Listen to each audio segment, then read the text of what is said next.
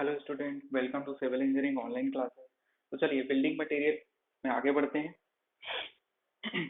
हम लोग कल क्या पढ़ रहे थे? टिम्बर पढ़ रहे थे ना। टिम्बर का एक छोटा सा टॉपिक बचा हुआ है, उसको हम लोग कर लेते हैं, फिर टिम्बर खत्म हो जाएगा और उसके बाद फिर पेंट कर देंगे। थोड़े मोड़े पेंट, वार्निश, डिस्टेम्पर, ये सब हम लोग देखेंगे और थोड़े बहुत जो छोटे मोटे चीज होंगे वो आपका क्वेश्चन में कवर हो जाएगा। ठीक है, तो चलिए हेडिंग डाल लेते हैं हम लोग, टिम्बर। ठीक, टिम्बर के डिफेक्ट्स बचे हुए हैं, उसको देख लेते हैं।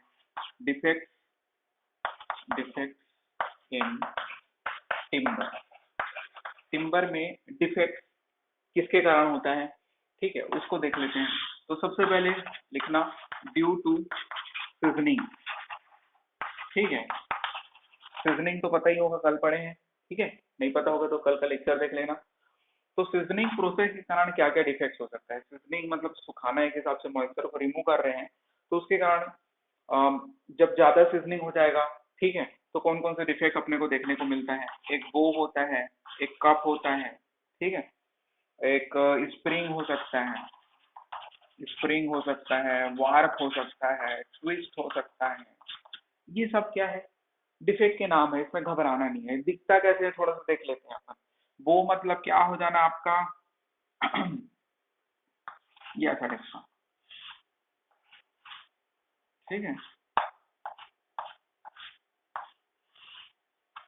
दिख रहा होगा थोड़ा वो। ये मान लेते हैं टिम्बर है, वैसा वो हो गया, मुड़ गया थोड़ा सा सूखने के बाद। ठीक है, कप मतलब क्या हो जाएगा? ये कप दिख रहा है क्या थोड़ा बहुत? ठीक है, कप मतलब ऐसा मुड़ जाना। ठीक है, कप कप शेप में। और ये स्प्रिंग, स्प्रिंग मतलब कैसे बना दिया जाए?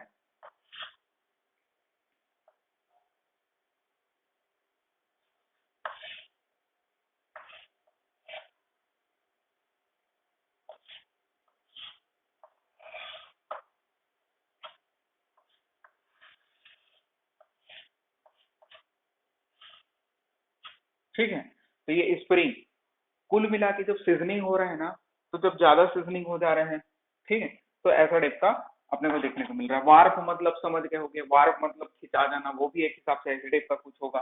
ट्विस्ट मतलब आपका ऐंठन मुड़ जाना। ठीक है, ऐसा आपका टिम्बर है, ऐसा टाइप का आपका कुछ ट्विस्ट हो गया। समझ में आ रहा है? कुल मिला के सब एक ही के कारण हो रहा है, सीजनिंग के कारण। ठीक है, तो ये नाम याद रख लेना, कोई आपको ये नहीं पूछेगा वो क्या होता है। ठीक है, वो एक प्रकार का डिफेक्ट है जो कि किसके कारण हो रहा है? सीजनिंग प्रोसेस के कारण हो रहा है। सीजनिंग के कारण टिम्बर में डिफेक्ट। ठीक है, वो कप, स्प्रिंग, वाप, ट्विस्ट, ये सब ठीक नाम याद रख लेना। अब आगे बढ़ते हैं। अगला अगला जो डिफेक्ट होगा नेचुरल फोर्सेस के कारण। जो टिम्बर में नेचुरल फोर्सेस लगेंगे, उसके कारण टिम्बर में कौन कौन सा डिफेक्ट आता है, ये सबसे इंपॉर्टेंट है, वन ऑफ द इम्पोर्टेंट है। ये इंपॉर्टेंट है, एक तो नेचुरल फोर्सेस के कारण कौन कौन सा डिफेक्ट है, और एक जो इम्पोर्टेंट है आपका वो फंगस के कारण कौन सा डिफेक्ट है। ठीक है, फंगी के कारण। अभी हम लोग नेचुरल फोर्स के कारण, वैसे तो बहुत सारे डिफेक्ट्स हैं, ठीक है, लिखा दूंगा अगर लिखना चाहो तो, लेकिन इसमें सिर्फ एक ही इम्पोर्टेंट है, वो है शेक्स का आना। ठीक है, ठीक है, शेक्स मतलब क्या होता है? शेक्स मतलब एक प्रकार से क्रेक, क्रेक का आ जाना। ठीक है ना, तो टिम्बर है, ठीक है, उस टिम्बर में क्या आ जाना? क्रेक का आ जाना। ठीक है, श्रिंकेज के कारण जनरली क्या आ जाता है? क्रेक आ जाता है। आ रहा है समझ में? तो ये नेचुरल फोर्स के कारण शेक्स आ रहे हैं। इस शेक्स को समझ लेते हैं, बहुत सारे प्रकार के शेक्स हो सकते हैं। एक जो होता है आपका स्टार शेक। ठीक है, स्टार शेक्स को समझेंगे, फिर समझेंगे हार्ड शेक्स। ठीक है, इनको समझते हैं, फिर और आगे समझेंगे। अब देखो भाई, ये टिम्बर का क्रॉस सेक्शन बना लिया। ठीक है, काटते थे अपन ट्रंक, ऊपर से देख रहा हूँ ऐसा दिख रहा है। ठीक है, ये उसका पीस हो गया, बहुत सारे लेयर होते हैं, पढ़ चुके हैं सब। अब देखो स्टार शेक्स में कैसा क्रेक होता है आपका? ऐसा क्रेक होता है।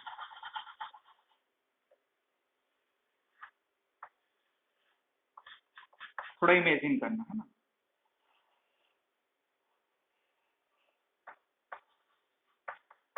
ये क्रैक्स हैं, श्रिंकेज के कारण जनरली इस प्रकार के क्रैक्स देखने को मिलते हैं, शेक्स देखने को मिलते हैं।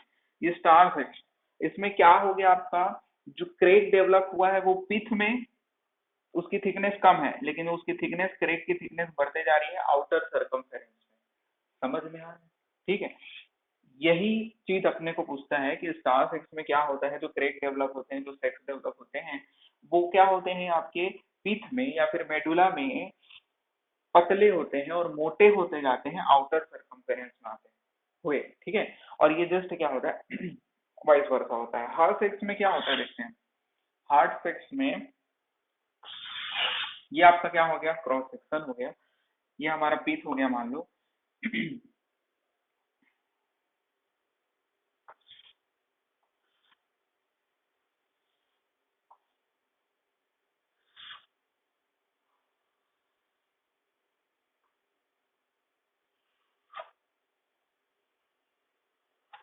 दिख रहा है इस प्रकार का क्रैक्स भी देखे ही होंगे।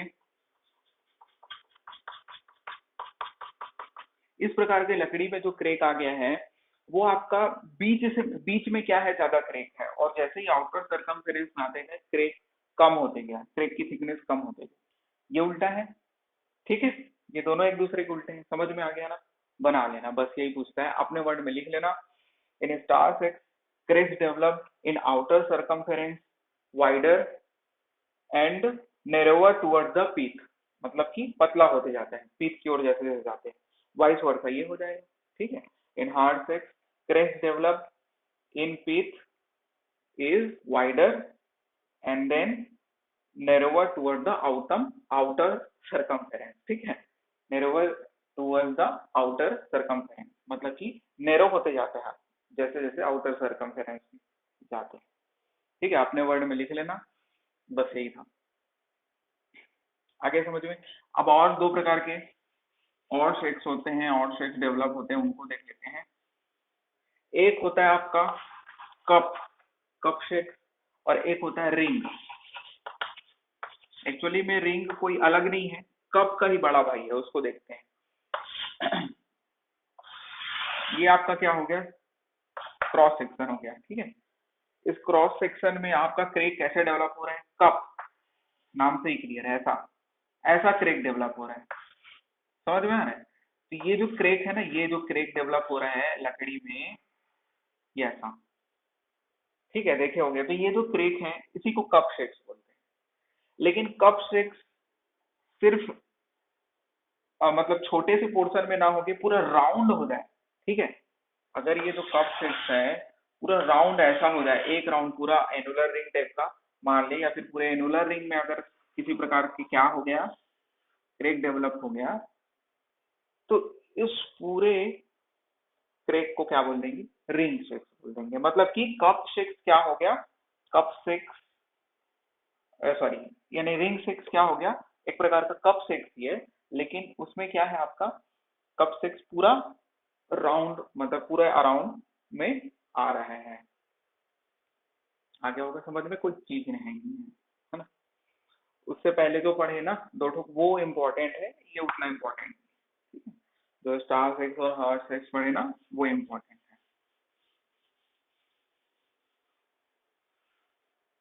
हो गया, नेचुरल फोर्सेस के कारण भी देख लिए। अब देखते हैं, क्या देखते हैं, जब हम लोग कन्वर्ट करते हैं, ठीक है, वुड को टिम्बर के फॉर्म में कन्वर्ट करते हैं, at the time of conversion,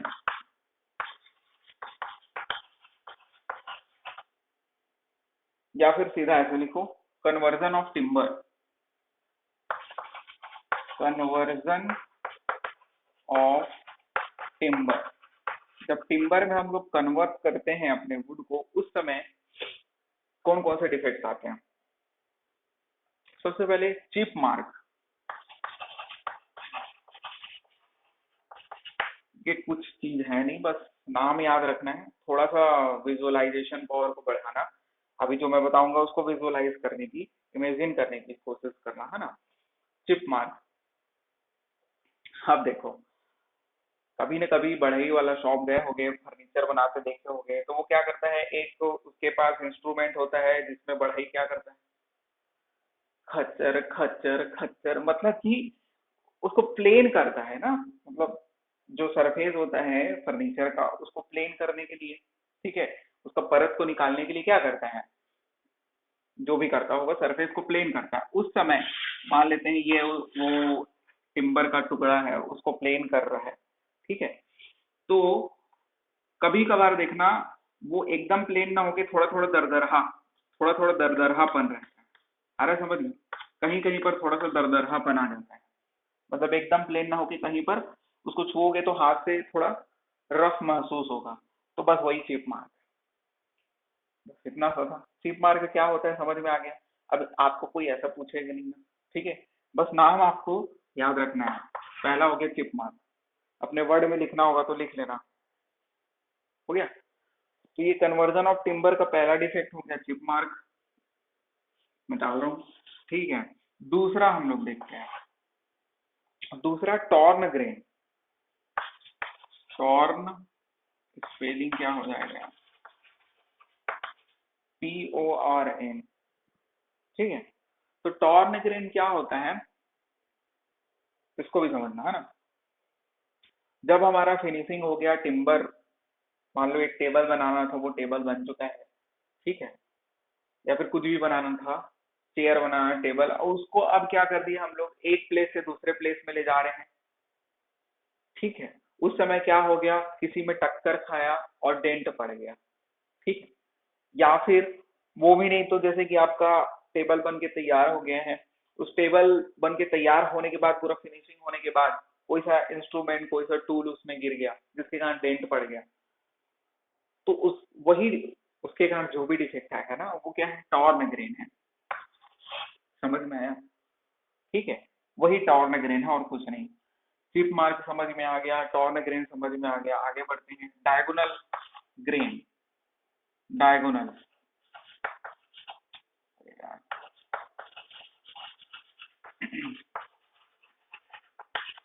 diagonal grain को समझते हैं। अब देखो, जब हम लोग अपने टिम्बर को शेप दे रहे हैं, ड्रेसिंग कर रहे हैं, काट रहे हैं, ठीक है, इससे काटते हैं। अगर हाथ में काटना है तो मशीन भी होता है, अभी हाथ से मान लो काट रहे हैं, ठीक है। मान लेते हैं ये हमारे पास ये टिम्बर है, इस टिम्बर को दो टुकड़ा करना है यहाँ पर से, ठीक है, यहाँ पर से मैं काट रहा हूँ हरी से, ठीक।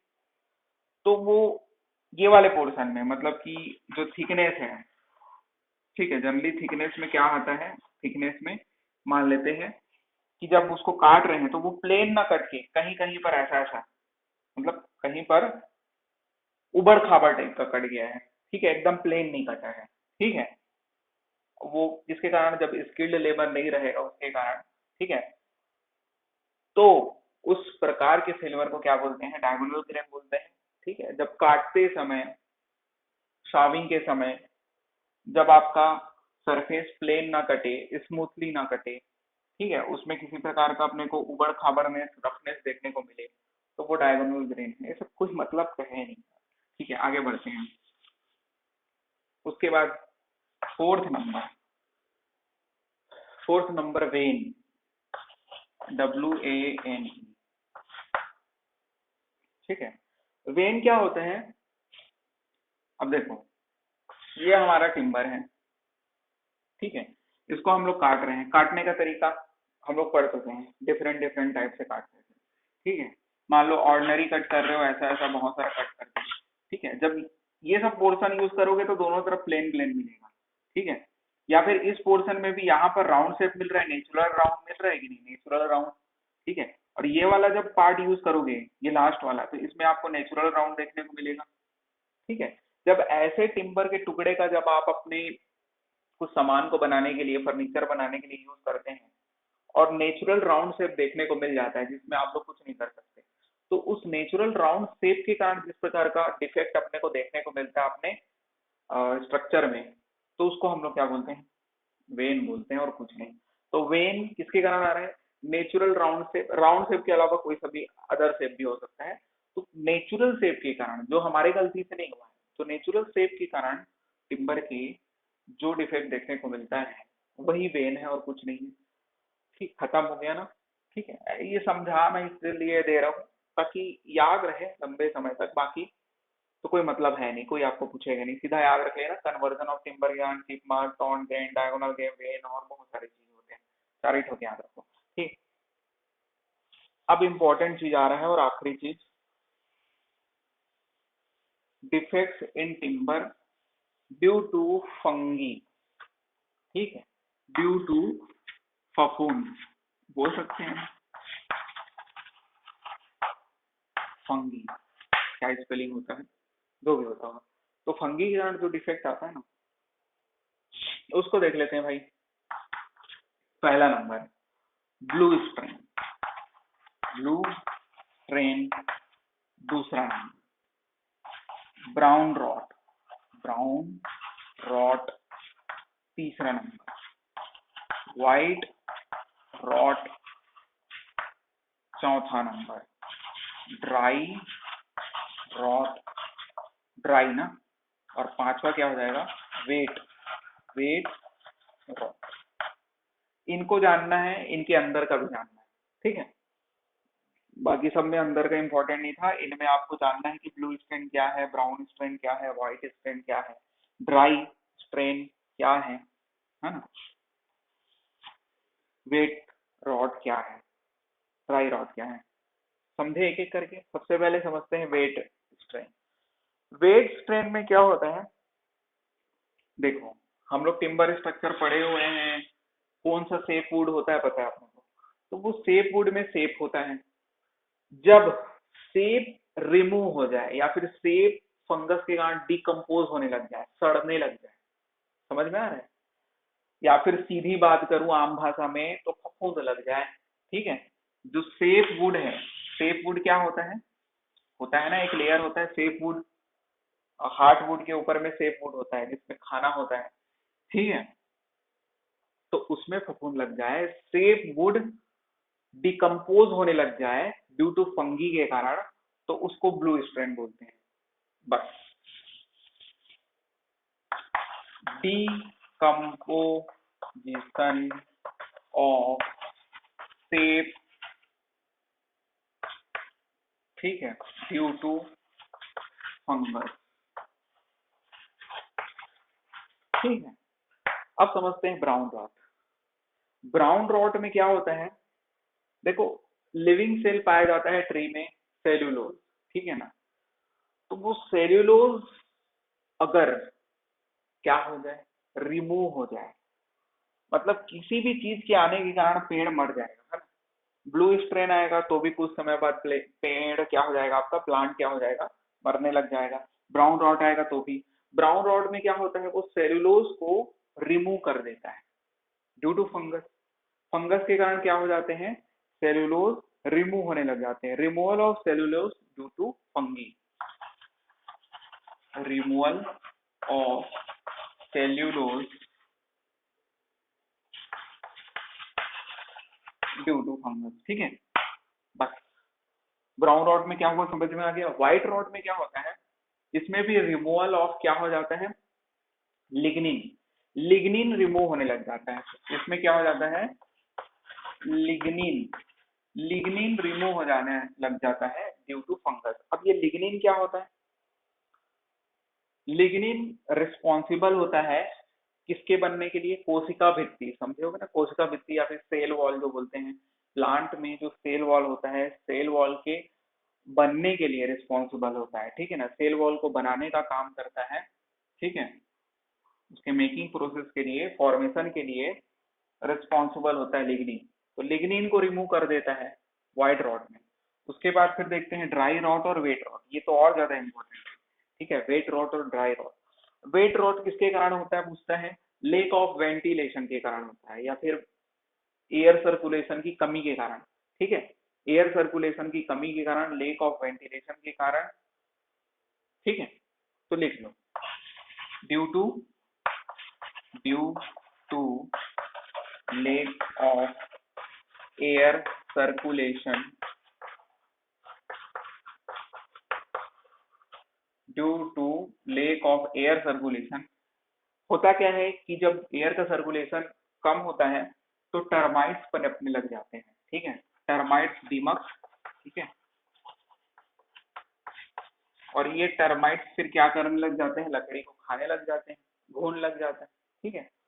तो जान ही रहे होगे व्हाइट पाउडर फॉर्म में फिर लकड़ी कन्वर्ट होने लग जाता है। वेट रॉट की बात करते हैं, वेट रॉट में क्या हो जाता है, अल्टरनेट ड्राई अल्टरनेट वेट, मतलब कभी, मतलब ऐसे प्लेस में वेट रॉट जनरली देखने को मिलता है जहां पर हमारा टिम्बर कभी पानी के कांटेक्ट में आता है तो कभी सूखा हो जाता है, फिर पानी के कांटेक्ट में आता है फिर सूख जाता है। तो ऐसे प्लेसेस में क्या हो जाते हैं, फंगस को बहुत ज्यादा उसके हिसाब से इन्वायरमेंट मिल जाता है, अनुकूल वातावरण मिल जाता है, जिससे फंगस वहां पनप जाता है। और फिर फंगस जहां पनप गया फिर वो क्या कर देता है, डिफेक्ट पैदा कर देता है, और इसी प्रकार के डिफेक्ट को वेट रॉट बोलते हैं, ठीक है। वेट रॉट में क्या हो जाता है, अल्टरनेशन वेट एंड ड्राई के कारण, ठीक है, अल्टरनेट वेट एंड ड्राई, ऐसा लिख देता हूं मैं, अल्टरनेट वेट एंड ड्राई के कारण क्या हो जाते हैं, फंगस ग्रोथ करने लग जाते हैं, ग्रो करने लग जाते हैं, ठीक है। और जिसके कारण क्या हो जाता है, जो भी डिफेक्ट आता है उसको वेट रॉट बोलते हैं। समझ में आ गया ना वेट रॉट क्या होता है। तो इस प्रकार से आपका टिम्बर खत्म होता है।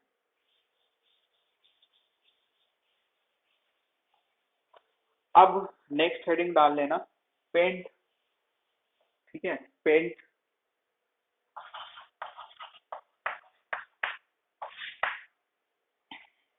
अब पेंट कौन नहीं जानता है, सब जानते होंगे पेंट क्या होता है। पेंट सबसे पहली बात ट्रांसपेरेंट होता है कि नॉन ट्रांसपेरेंट होता है, नॉन ट्रांसपेरेंट नेचर का होता है ना। पेंट क्या होता है, नॉन ट्रांसपेरेंट नेचर का होता है, मतलब इसके आर पार नहीं दिखता है। उसके बाद फिर दूसरा चीज अगर मैं पूछूंगा कि पेंट को यूज क्यों करते हैं, तो आम बोलचाल की भाषा में बोलेंगे कि गुड अपीयरेंस के लिए, अच्छा दिखने के लिए, ठीक है, हम लोग पेंट का यूज करते हैं।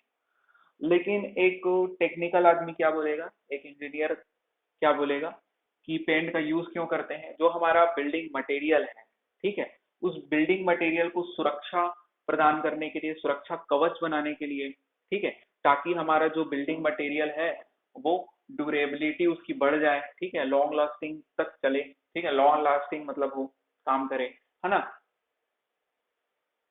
तो बस इसलिए पेंट का यूज करते हैं। समझ में आ गया ना, ये सब कुछ दिखाने वाला चीज नहीं है। पेंट का क्यों यूज करते हैं, तो पेंट का यूज एक तो गुड अपीयरेंस के लिए, दूसरा हो जाएगा और जो आपका बिल्डिंग मटेरियल है उसकी ड्यूरेबिलिटी को इंक्रीज करने के लिए, बस पेंट का यूज किया जाता है ना। उसके बाद फिर पेंट जो होता है, पेंट बनता कैसे है, तो कंपोनेंट्स ऑफ पेंट देखेंगे हम लोग, ठीक है। तो हेडिंग डाल लेना, components, components of, oil paint बोल लो, ठीक है ना, ऑयल बेस्ड पेंट या फिर ऑयल पेंट। तो ऑयल पेंट के कंपोनेंट्स देख लेते हैं। जनरली पेंट में 5 या 6 प्रकार के कंपोनेंट्स होते हैं, देखते हैं अभी। तो सबसे पहले बेस होता है, ठीक है ना, बेस क्या होता है देखते हैं। बेस के बाद होता है आपका व्हीकल, व्हीकल व्हीकल या फिर इसको कैरियर बोल सकते हैं, ठीक है। उसके बाद फिर होता है ड्रायर होता है, ठीक है, ड्रायर। ड्रायर के बाद फिर पिगमेंट होता है या फिर कलर पिगमेंट बोल लो, कलर पिगमेंट, समझ आ रहा है। कलर पिगमेंट के बाद लास्ट क्या हो जाएगा आपका, सॉल्वेंट, सॉल्वेंट या फिर थिनर, ठीक है। तो ये जो कंपोनेंट्स है ये पेंट में पाए जाएंगे और सबको मिलाने से पेंट बनता है, ठीक है। तो सबसे पहले एक एक वन लाइनर देख लेते हैं, फिर थोड़ा सा अच्छे से देखेंगे, या फिर एक ही साथ देख लेते हैं अच्छे से। देखो बेस क्या होता है, बेस जो होता है किसी भी पेंट में सबसे ज्यादा मात्रा में पाए जाने वाला कंपोनेंट होता है, ठीक है। बेस जो होता है सबसे अधिक क्वांटिटी में होता है।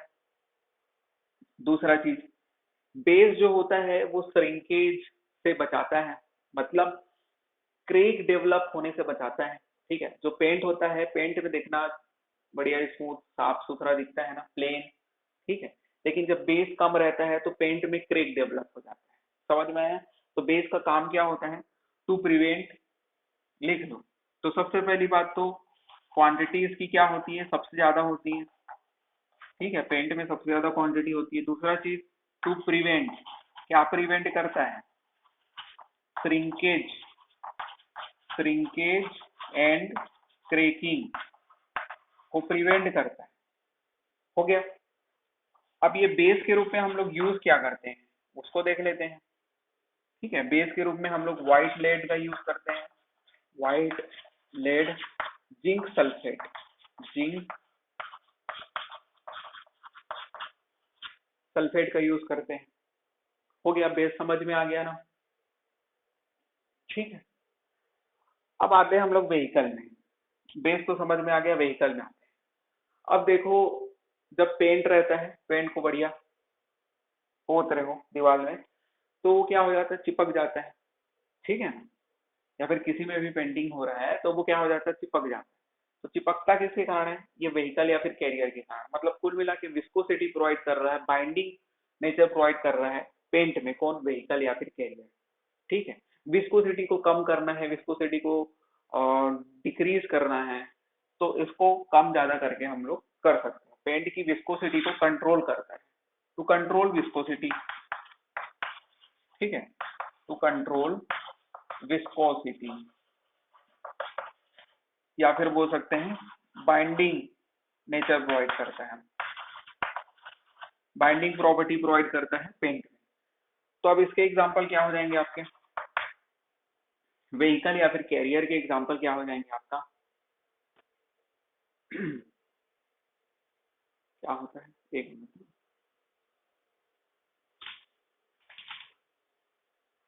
हाँ, लिंसीड ऑयल हो जाएगा, लिंसीड ऑयल, लिंसीड ऑयल या फिर टंग ऑयल। समझ आया?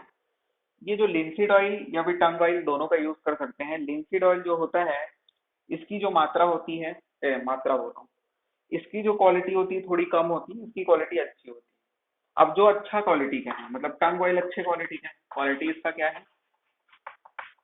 अच्छा है, तो कॉस्ट भी ज्यादा होगा। इसका कॉस्ट थोड़ा ज्यादा होता है, इसका कॉस्ट थोड़ा कम होता है, ठीक है। तो लिंसीड ऑयल, टंग ऑयल का यूज करते हैं हम लोग अपने व्हीकल के लिए। समझ में आ गया? मैं डाल रहा हूँ, है ना? अब आते हैं ड्रायर में। नाम से ही क्लियर है, ड्रायर क्या काम करेगा? हमारे पेंट को सुखाने का काम करेगा, ठीक है ना, क्विक सेटिंग का काम करेगा, ठीक है। तो करता क्या है ड्रायर? बेसिकली इन्वायरमेंट से ऑक्सीजन को एब्जॉर्ब करता है और पेंट को सुखाने का काम करता है, बस, ठीक है। या फिर क्या बोल दूं मैं, ड्राइंग प्रोसेस को एसिलरेट करने का काम करता है, to accelerate the drying process.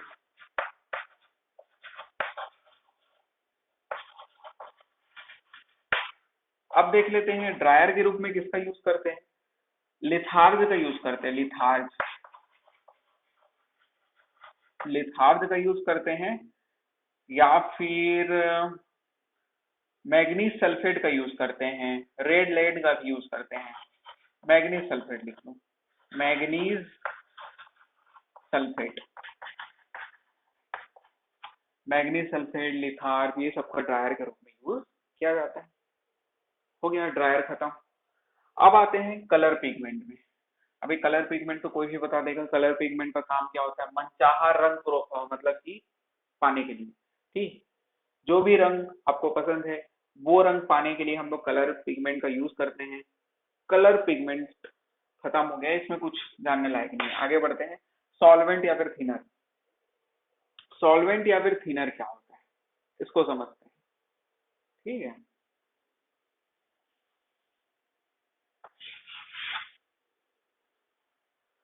देखो,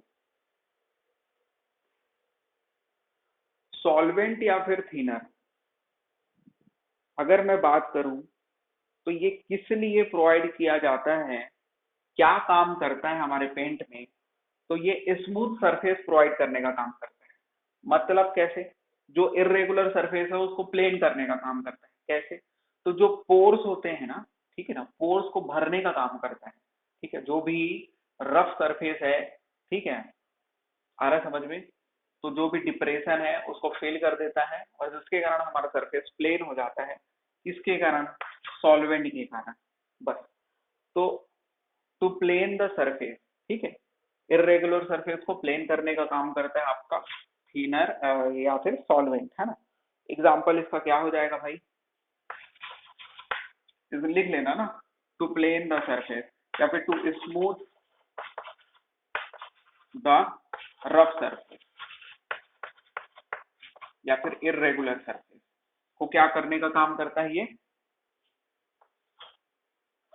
प्लेन करने का काम करता है।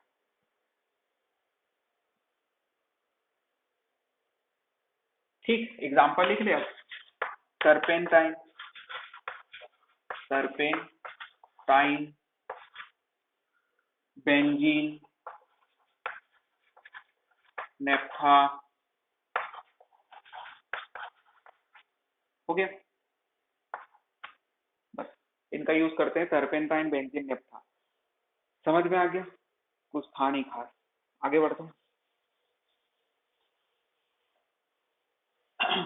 पेंट बहुत सारे प्रकार का हो सकता है, जैसे कि एक होता है एनिमल पेंट, ठीक है।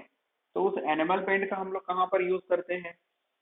जनरली क्या होता है कि खिड़की का ग्रिल हो गया, बाहर में जो है आपका दरवाजा हो गया लोहे का, ठीक है। तो उन सरफेस को पेंट करने के लिए, या फिर वुडन सरफेस को, वुड को भी पेंट कर सकते हैं एनिमल पेंट की हेल्प से। एनिमल पेंट सुने होंगे ना। तो ये एनिमल पेंट का काम क्या होता है?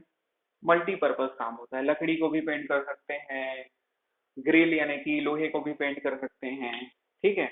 और उसके अलावा दीवार को भी कर सकते हैं, लेकिन दीवार को पेंट करना इससे थोड़ा महंगा पड़ जाता है, ठीक है। दीवार को नहीं करते पेंट, कर सकते हैं लेकिन करते नहीं है। आगे देखते हैं। आगे एनिमल पेंट पढ़ना नहीं है उसको, सीधा वार्निश में आते हैं। वार्निश, वार्निश तो सुने होंगे, यूज भी हुआ होगा आपके घर में। देखो वार्निश क्या होता है? वार्निश एक ट्रांसपेरेंट नेचर का होता है, ट्रांसपेरेंट होता है ना। और वार्निश का सिर्फ एक काम होता है वुड में, ठीक है। इंटीरियर वुड वर्क में जनरली, इंटीरियर वुड में हम लोग क्या करते हैं? वार्निश लगाते हैं, ठीक है। उसकी शाइनिंग बढ़ जाती है। वार्निश दोनों प्रकार का होता है, ग्लॉसी, ग्लॉसी नेचर का भी वार्निश आता है, और मैट, क्या बोलना चाहिए, ठीक है, स्प्लिट वार्निश बोलते हैं टेक्निकल लैंग्वेज में उसको। जो ग्लॉसी होता है उसको ग्लॉसी बोलते हैं, ग्लॉसी वार्निश आता है, और एक स्प्लिट वार्निश आता है, ठीक है। तो स्प्लिट वार्निश जो होता है वो चमकता नहीं है, ठीक है, वो मैट होता है, ठीक। और बस वार्निश के कंपोनेंट्स देख लेते हैं हम। Components, component of varnish. अगर मैं वार्निश के कंपोनेंट्स की बात करूं तो मेन प्रकार से क्या क्या कंपोनेंट होते हैं? पहला होता है रेजिन, रेजिन, ठीक है। दूसरा होता है ड्रायर, ठीक है। और क्या बोल सकता हूँ? सॉल्वेंट। बस, इसमें कलर पिगमेंट वगैरह तो रहेगा नहीं, ठीक है। व्हीकल रहता नहीं है। देखो रेजिन ही मल्टीपर्पज व्हीकल का भी काम कर लेता है। सबसे ज्यादा जो मेन इंग्रेडिएंट होता है या फिर मेन कंपोनेंट होता है वार्निश के लिए, वो रेजिन ही होता है, ठीक है। रेजिन एक प्रकार का चिपचिपा तरल होता है, ठीक है। चिपचिपा लिक्विड होता है रेजिन।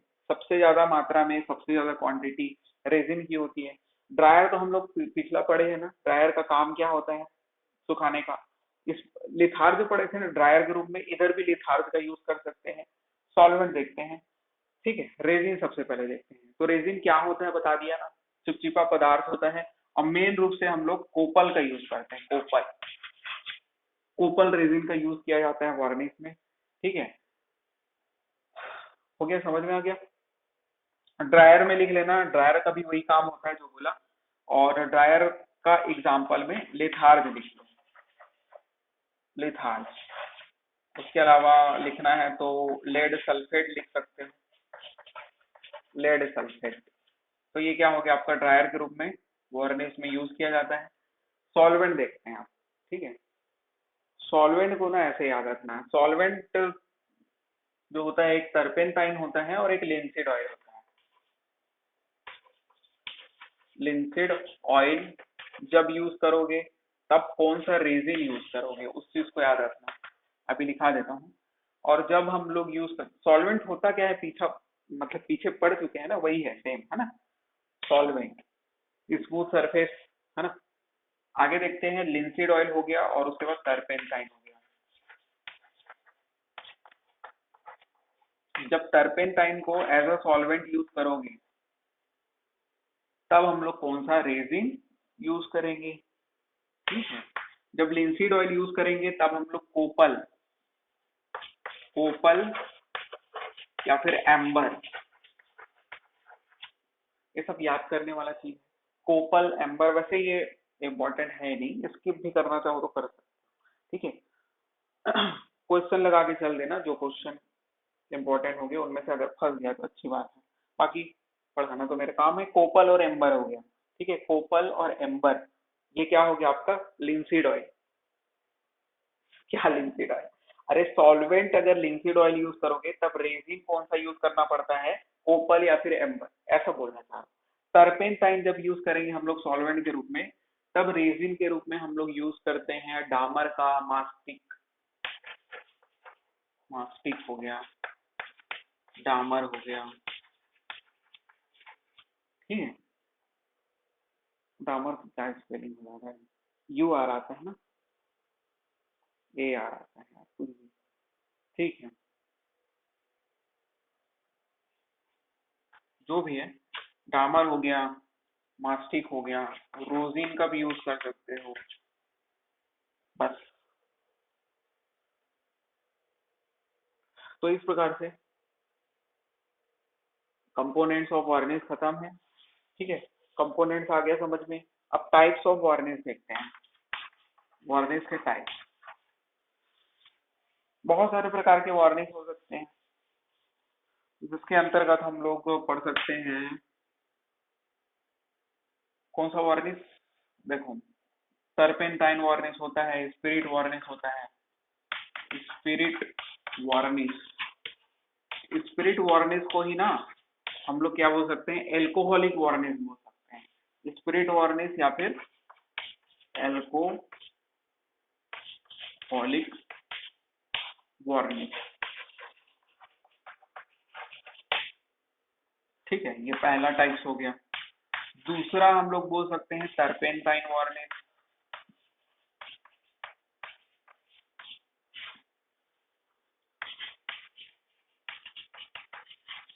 वाटर वार्निश,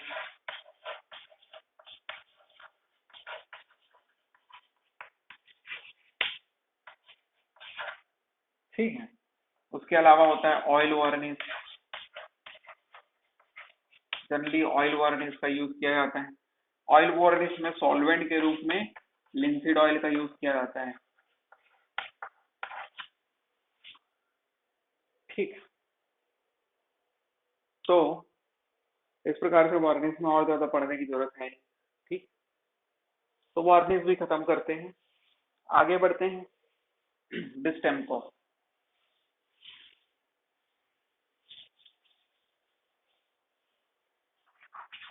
अब ये डिस्टेम्पर को कौन नहीं जानता।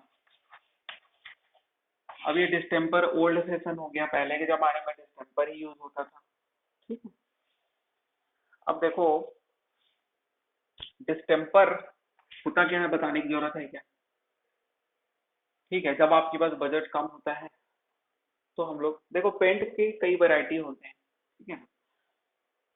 ऑयल, प्लास्टिक पेंट हो गया, डिस्टेम्पर हो गया, और बहुत सारे तरह के। तो डिस्टेम्पर जब यूज करते हैं, ठीक है, डिस्टेम्पर जब यूज करते हैं तो इसका सबसे बेस मटेरियल क्या होता है, चूना होता है, ठीक है। वो वाला चूना अलग है ना, तो चूना, और पहले जमाने में जाओगे तो चूना पोतते थे दीवार में, ठीक है। ये डिस्टेम्पर चूना से ही बनता है, चौक से ही बन रहा है, ठीक है। तो पहली बात हम लोग इसमें करते क्या है, मतलब इसमें व्हीकल के रूप में यूज किसको करते हैं, व्हीकल के रूप में वाटर का यूज करते हैं ना। नहीं समझ आया, छोड़ो। देखो इधर सबसे पहली बात याद रखना, डिस्टेम्पर का यूज हम लोग किस लिए करते हैं, पेंट करने के लिए। वो भी किसको, inner surface, inner surface of wall को पेंट करने के लिए हम लोग क्या करते हैं, डिस्टेम्पर का यूज करते हैं। इतना समझ में आ गया। उसके बाद फिर डिस्टेम्पर को बनाते कैसे हैं, कंपोनेंट्स ऑफ डिस्टेम्पर। उससे पहले एक चीज याद रखना, डिस्टेम्पर जब हम लोग ले आए तो वो एक पेस्ट के फॉर्म में होता है, ठीक है, वो उसको चॉक पेस्ट बोल लो, ठीक है। उस चॉक पेस्ट पे हम लोग क्या करते हैं, गर्म पानी मिलाते हैं, हॉट वाटर। और हॉट वाटर की क्वांटिटी कितना होना चाहिए, 0.6, या फिर बोल लो 60%।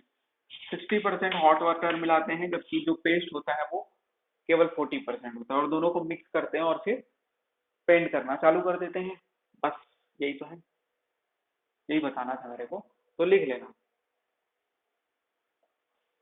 हॉट वाटर मिक्स किया जाता है, they are mixed with hot water and percentage of hot water is 60%, ठीक है।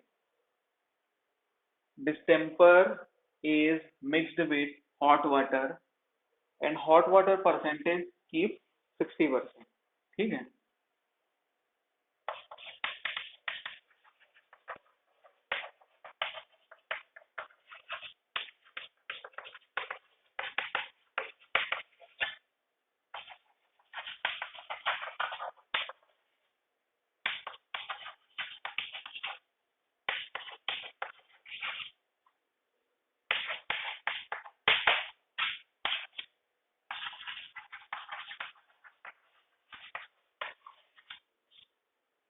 कंपोनेंट्स ऑफ डिस्टेम्पर देखें, डिस्टेम्पर के कंपोनेंट्स कौन कौन से हो सकते हैं। सबसे पहले बेस, कलर पिगमेंट, व्हीकल या फिर कैरियर। बेस, बेस चौक होता है, अभी बताया, चौक, चूना, ठीक है। कलर पिगमेंट की अगर मैं बात करूं तो कलर पिगमेंट बताने की जरूरत नहीं है, जो मन चाहा कलर चाहिए वो वाला पिगमेंट मिलाना पड़ेगा। पिगमेंट के एग्जांपल याद रखने की जरूरत नहीं है। व्हीकल में आता है तो व्हीकल के रूप में वाटर का यूज करते हैं। अभी बताएं, वाटर मिलाया जाता है ना, विस्कोसिटी को कम ज्यादा करने के लिए वाटर मिलाया जाता है। व्हीकल विस्कोसिटी ही तो प्रोवाइड करता है क्या, है ना। ठीक है, तो इस प्रकार से डिस्टेम्पर में और कुछ बताने लायक तो है नहीं। व्हीकल को ही कैरियर बोलते हैं, बताया हूं ना। तो अब आखिरी टॉपिक में आ जाते हैं हम, आज के आखिरी टॉपिक में आ जाया जाए, और वो है आपका डिफेक्ट्स इन पेंट। और ये इंपॉर्टेंट है ना, डिफेक्ट्स इन पेंट। डिस्टेम्पर भी इंपॉर्टेंट था, छोटा सा था लेकिन पूछता है ना।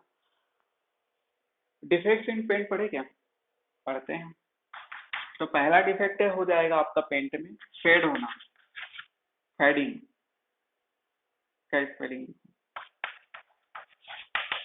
देखो एकदम, ये तो समझ ही गए होंगे, कलर का फेड हो जाना, सुने होंगे ना, कलर का फेड हो जाना, फीका हो जाना।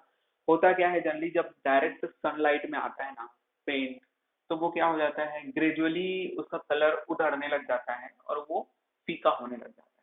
पहले बढ़िया चमकता है, डार्क रहता है, फिर कुछ समय बाद फीका हो जाता है, बस वही तो है, उसी को बोल देते हैं कलर फेडिंग। पहले मैं लिख लेता हूँ फिर उसके बाद बताता हूँ ना। फेडिंग होता है, फेडिंग के बाद फिर क्या हो सकता है आपका, ब्लिस्टरिंग हो सकता है, ब्लिस्टरिंग हो सकता है, पीलिंग हो सकता है, या फिर फ्लैकिंग बोल लो उसको, फ्लैकिंग या फिर पीलिंग, ठीक है।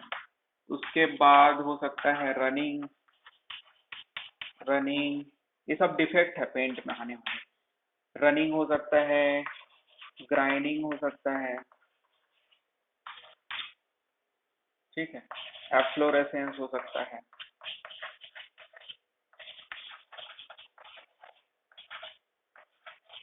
एफ्लोरेसेंस, और ब्रश मार्क, ब्रश मार्क, ठीक है, ब्रिंकलिंग, ब्रिंकलिंग,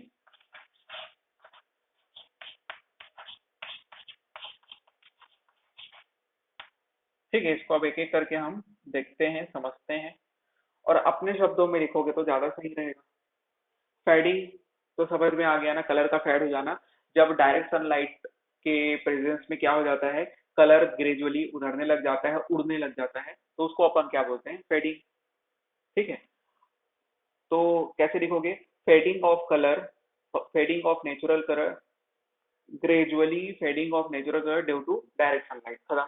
उसके बाद ब्लिस्टरिंग क्या होता है, ब्लिस्टरिंग मतलब सीढ़न तो सुने हो ना, सिड़ आना, ठीक है, सिड़ आ जाता है। जनरली क्यों आता है, जब दीवार में किसी भी कारण से अगर पानी पहुंच रहा है, और वो पानी कभी ना कभी तो बाहर आएगा ही, ठीक है, पानी को बाहर आने से आप नहीं रोक सकते, ठीक है, वो क्योंकि पानी का नेचर होता है इवोपरेट होना।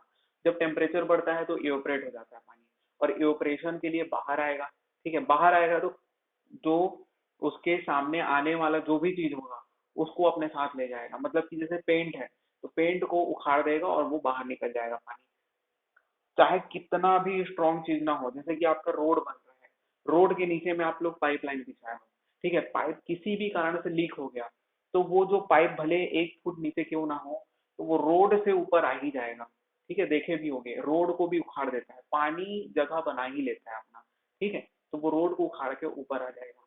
तो समझ में आ रहा है ना। तो बस उसी प्रकार से ब्लिस्टरिंग भी होता है। ब्लिस्टरिंग मतलब सीढ़न आना, दीवार में आएगा, ठीक है, क्यों आएगा अभी बता दिया ना, बस वही है, ठीक। तो इसको इसमें कैसे लिखेंगे, blistering occur due to evaporation of water, when water evaporates then it's come out with paint, ठीक है। अब कैसे बोलोगे उसको बोल दो, it is caused by the water vapor and which is trapped behind the paint and surface occur due to the imperfect seasoning, छोड़ दो।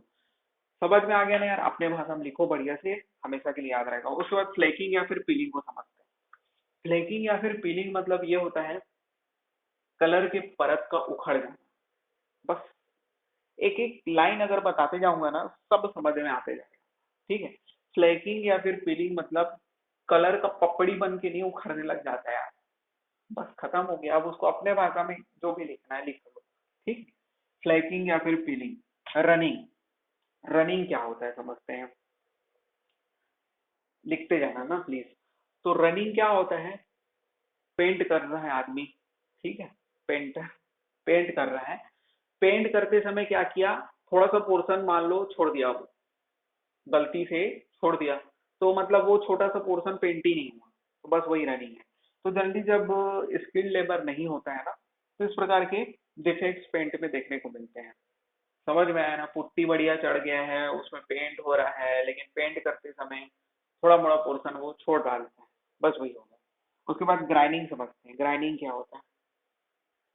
ग्राइंडिंग क्या होता है, जब पेंट की क्वालिटी अच्छी ना हो, या फिर हो सकते हैं उसको ऐसा मत समझना, जैसे कि हम लोग पेंट किए, ठीक है, सबसे पहले पेंट का बेस तैयार करते हैं पुट्टी की हेल्प से, बता चुका हूँ। अब उसके बाद फिर पेंट कर रहे हैं दीवार में, ठीक है, पेंट कर लिए। जब पेंट करते हो, मान लो सिर्फ एक लेयर पेंट किए, तो उससे क्या होता है, जो दीवार है वो दिखता है, मतलब कि अभी पेंट इफेक्टिव नहीं दिख रहा है। पेंट का काम होता है कि वो क्या होता है, नॉन ट्रांसपेरेंट नेचर का होता है, जो पीछे का चीज है, पीछे का मटेरियल है, उसको क्या कर देता है, ब्लॉक कर देता है, नहीं दिखता है। लेकिन जब पेंट का लेयर ट्रांसपेरेंट हो, मतलब कि उसके पीछे का दिखे, ठीक है, किसी भी कारणवश से क्या हो जाए कि दीवार मतलब यूनिफॉर्म ना दिखे पेंट, समझ में आ रहा है, मेरे भावनाओं को समझो, मतलब कि पीछे का जो लेयर है वो दिख रहा है, ठीक है, तो अपन क्या बोलते हैं कि पेंटर को, भाई एक लेयर और पेंट करते हैं यार, मजा नहीं आ रहा है, समझ में आ रहा है, बस वो ग्राइंडिंग है। जब पीछे का लेयर क्या हो, विजिबल हो। उसके बाद फिर देखते हैं एफ्लोरेसेंस। एफ्लोरेसेंस क्या होता है, अब ये तो हर चीज में आता है एफ्लोरेसेंस इफेक्ट, ब्रिक से पढ़ते आए हम लोग, ठीक है, ब्रिक में, सीमेंट में, सब में एफ्लोरेसेंस। और एफ्लोरेसेंस का मतलब एक ही चीज होता है, व्हाइट पेचेस का आना, ठीक है, और किसके कारण, सॉल्ट के ज्यादा प्रेजेंस के कारण, ठीक है, बस खत्म हो गया। तो मतलब पेंट कर दिए, पेंट जब सूख जाता है तो उसमें व्हाइट पेचेस तो दिखने लग जाना, ठीक है, व्हाइट व्हाइट दिखने लग जाना, तो बस वो एफ्लोरेसेंस है। ब्रश मार्क, ये भी जब आपका लेबर स्किल्ड ना हो, अनस्किल्ड लेबर के कारण क्या होता है कि जब वो पेंट कर रहे हैं तो ब्रश का मार्क दिखता है।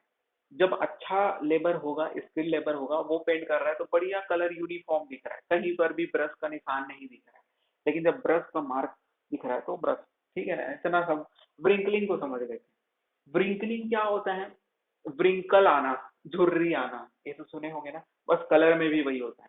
होता क्या है कि जब व्हीकल का हम लोग प्रॉपर यूज नहीं कर रहे हैं या फिर व्हीकल को कम मात्रा में यूज कर रहे हैं, जिसके कारण हमारे पेंट की विस्कोसिटी ज्यादा है, गाढ़ा पेंट। अब उस गाढ़े पेंट से हम लोग अपने दीवार को पेंट कर रहे हैं या फिर किसी भी चीज को, तो उसके कारण जब वो सूखता है तो उसमें धारियां आना, झुर्री आना, बस वही है और कुछ नहीं है, ठीक है। समझ में आ गया। अगर अभी भी नहीं आया ना तो एक ठोक बस गूगल में भाई साहब को बोलना व्रिंकलिंग करके, तो वो आपको दिखा देंगे, ठीक, कैसे दिखता है। तो और कुछ है नहीं, नाम ही बस याद रखना है, अंदर का चीज इंपॉर्टेंट नहीं है, ठीक है। एफ्लोरेसेंस को याद रखना क्योंकि वो तो पता ही है आपको, अंदर नहीं है यार, बस नाम याद रखोगे ना उतना में काम चल जाता है। तो डिफेक्ट्स इन पेंट खत्म। और इस प्रकार से आपका क्लास भी खत्म करते हैं, बाकी नेक्स्ट क्लास में मिलते हैं, ठीक है। समझ में आया होगा, आज का क्लास एकदम इजी था, है ना। चलो थैंक यू, और शेयर कर दो यार प्लीज।